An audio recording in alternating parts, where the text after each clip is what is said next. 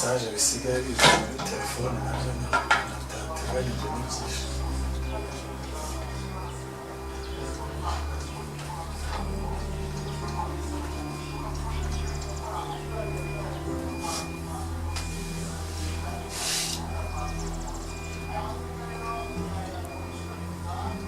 Mana mnarangaza nagomwa nikari ajya byahise cyo kunywa cyageze hano cyahageze.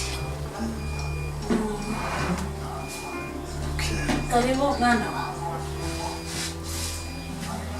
yano mugazi sari ne kubona byutse nta kuraje afite ari ne basinzi kibazo afite ajazo afite mwana ya naribi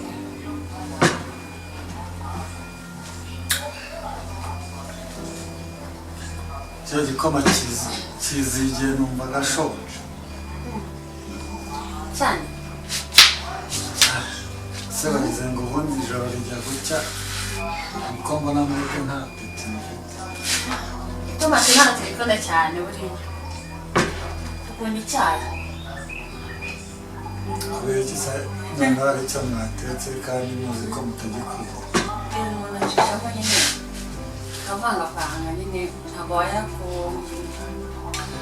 njyewe reka nze nongeremo isukari ndumva haburagamo nk'akayiko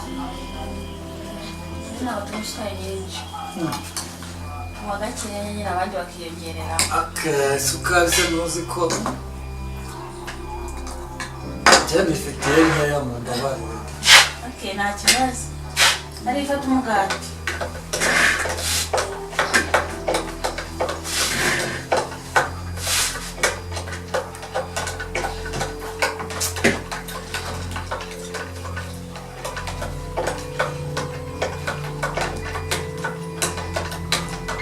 isukari y'uno munsi wagira ngo ni ikinakora murashyira mu wazana umwana arunzemo ibindi nyinshi nawe biranduze yari yahageze nyine biterwa n'umuntu icyo akunda.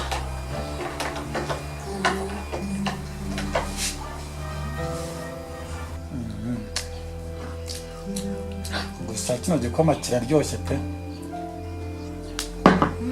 kiraryoshye cyane nawe uko nongeyemo isukari nyinshi ukunda isukari kandi ukunda isukari nkeya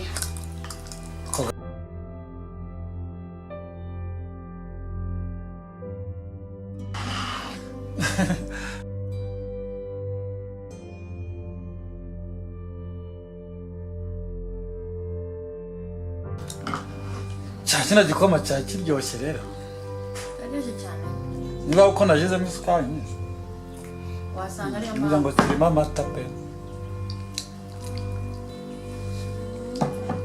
atena nubwo dukunda igikoma cyane hano dukunda guteka icyayi cyane igihe wakibanywesheje none hari igihe dukunda gusoma rimwe na rimwe amabwo yo guhora mu kintu kimwe cyangwa ikintu kimwe gusa buri munsi.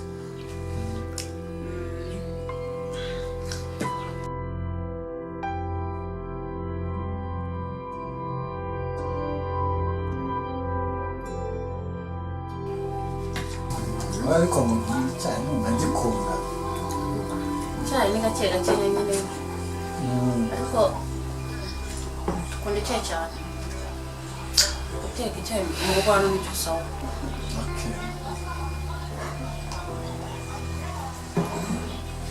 Nana kutanywa burakumva ndabona nta peti afite Aline pe wabaye iki ntakibazo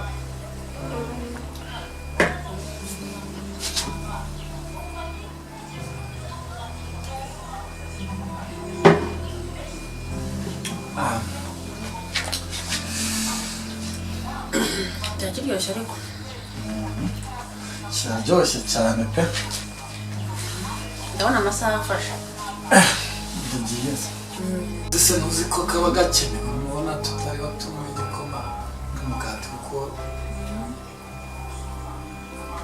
akazi kaba kakozwe atakoze ntabwo umuntu Uze ko mbona wowe n'ubundi ba hako cyane mu gitondo. Abakiriya bageze kuri butike. Sakuna rero abahageze. Nibagiwe wa mugani ko ari abantu baba bariraranye. Cyane. Babyutse bumva bimereye nabi mu nda. Abakeneye nk'udusukari, makara. Ako hari n'umuntu uba yifite n'inyota ntabwo abarya ari bo bonyine bazindukira kuri butike. N'agacupa kaba gakenewe. Umuntu ubyuka avuga ngo ibyuka ni icyaka. Ugasanga nyine byutse aje kugusura mu gitondo. Utageze. Ngiye kubasiga nigendera. Nyine ahubwo nabonye nta peti afite. Ariko nta peti afite byagenze. Tarayigera. Azikiza.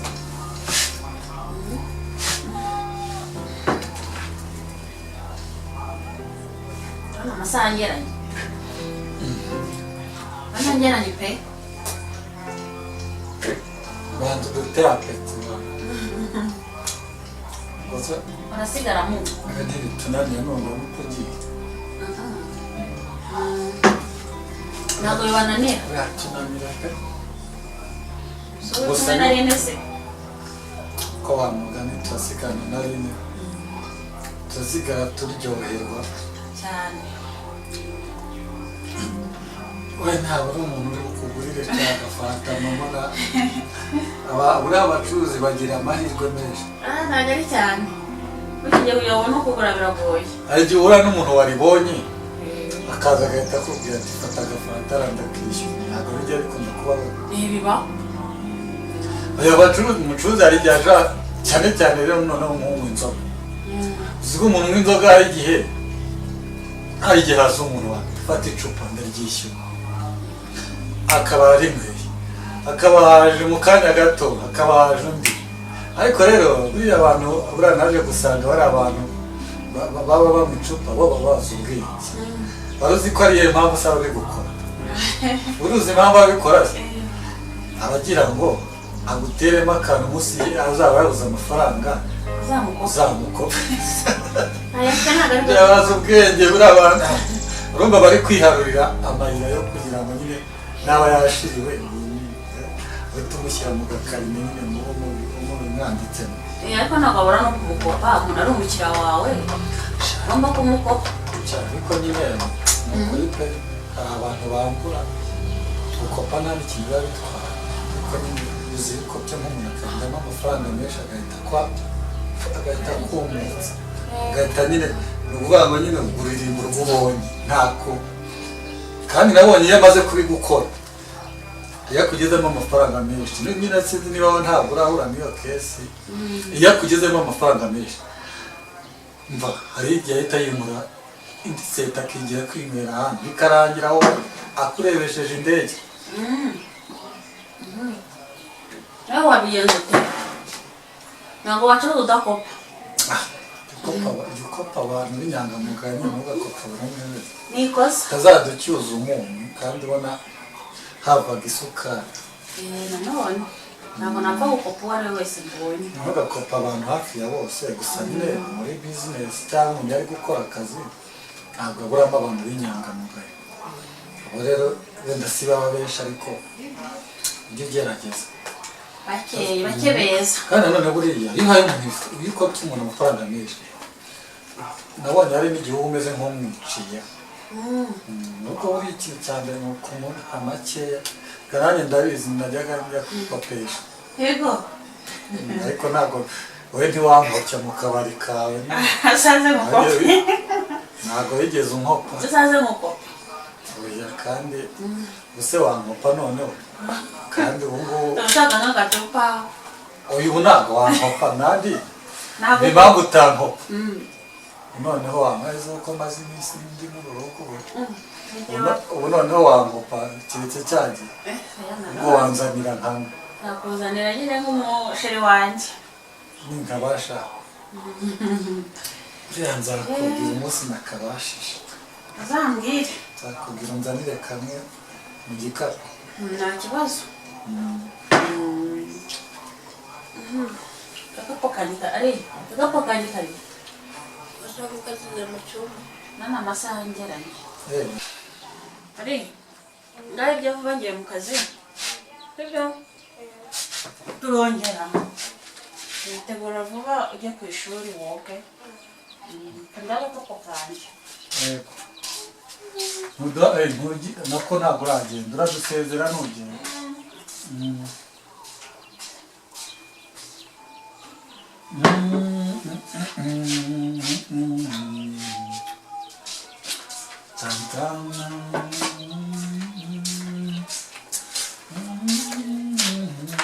kabonye ndagiye Nadusezera sinigeze ngo ujye utadusezera. Dukore mu ntoki wanyu nubwo. mbasezere musigara amahoro Eh, ndategura vuba mwana wanjye mugire akazi keza. mbese nawe umunsi mwiza Eh, wawe bayi mama babuke ayi ndabanguka eh.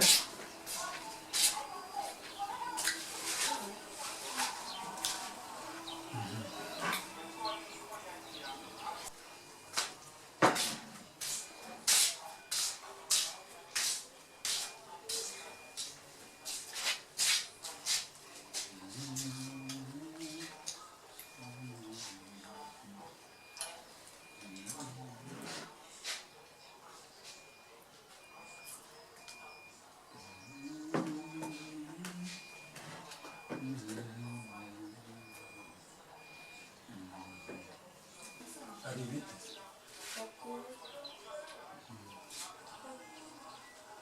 Bimeze neza.